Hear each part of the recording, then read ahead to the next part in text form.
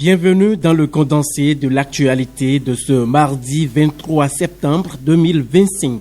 Le ministère béninois du Travail et de la Fonction publique informe les candidats précédemment retenus pour participer au concours de recrutement dans le corps des ingénieurs de la statistique et des ingénieurs des services techniques des travaux publics option BTP organisé au profit du ministère de l'Économie et des Finances que leurs épreuves annulées en juillet dernier se tiendront désormais le samedi 15 novembre prochain. L'annonce a été faite le vendredi 19 septembre 2025 à travers un communiqué signé par Adigatou Matis, ministre du Travail et de la Fonction publique. Cette reprogrammation permet aux candidats concernés de préparer sereinement leur concours et de conformer aux nouvelles instructions officielles selon le communiqué.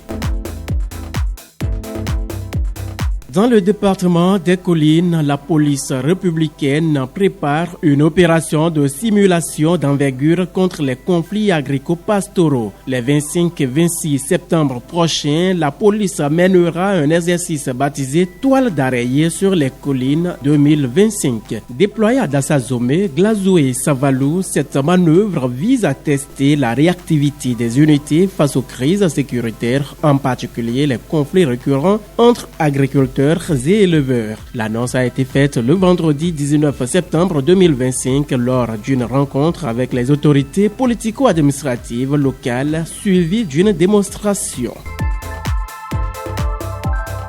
Restons toujours avec la police républicaine qui a interpellé un prêtre suite à des accusations de viol sur un mineur. L'information a été rendue publique par les médias béninois au cours du week-end écoulé. La découverte du journal intime de la victime par son père serait à l'origine de la plainte déposée. Âgée de 18 ans au moment des faits, la victime est aujourd'hui profondément marquée. L'homme religieux qu'elle considérait comme la personne la plus importante après Dieu aurait abusé d'elle il y a 2 ans. Le pot rose a été découvert récemment lorsque le père de l'adolescente a trouvé son journal intime. Dans ce carnet, la jeune fille relate tout le drame qu'elle gardait secret durant cette longue période de traumatisme. Ce silence a eu des répercussions sur ses résultats scolaires en forte baisse et a provoqué une rupture avec sa communauté chrétienne. C'est ainsi que le père de la victime s'est rendu à la police pour dénoncer l'abus sexuel.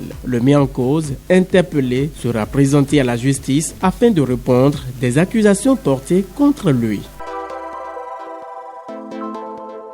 Au Sénégal, le ministère de l'Éducation nationale a annoncé l'interdiction formelle de l'usage des téléphones portables dans toutes les écoles, collèges et lycées, qu'elles soient publiques ou privées. L'information a été rendue publique à travers un communiqué officiel en date du dimanche 21 septembre 2025. Selon le communiqué, cette décision s'inscrit dans la volonté du gouvernement de faire de l'école un sanctuaire de savoir et de citoyenneté.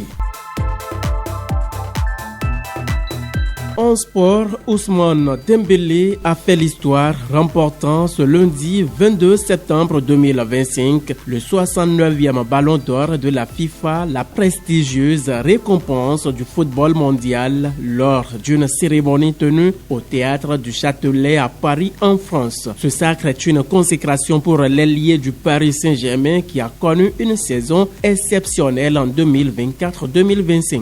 La cérémonie de remise des différents trophées aux lauréats a eu lieu en présence des anciennes gloires du football mondial, à l'image du Brésilien Ronaldinho, l'Espagnol Andreas Iniesta, l'Italien Gianluigi Buffon et bien d'autres. Plusieurs performances exceptionnelles ont fait de Dembélé le gagnant de ce trophée devant la pépite du FC Barcelone, Lamine Yamal. Le Français d'origine malienne a joué un rôle majeur dans le triplé historique du PSG, remportant la Ligue des Champions, la Super Coupe d'Europe et les titres nationaux. Il a marqué 37 buts et réalisé 15 passes décisives durant la saison. Ce couronnement a une résonance particulière pour l'Afrique, incarnant l'espoir et la réussite d'une génération issue du continent et ayant conquis le sommet du football international. Ousmane Dembélé détrône ainsi l'Espagnol Rodri qui a gagné l'édition précédente et rejoint la liste des Français lauréats du Ballon d'Or aux côtés de Copa, Platini,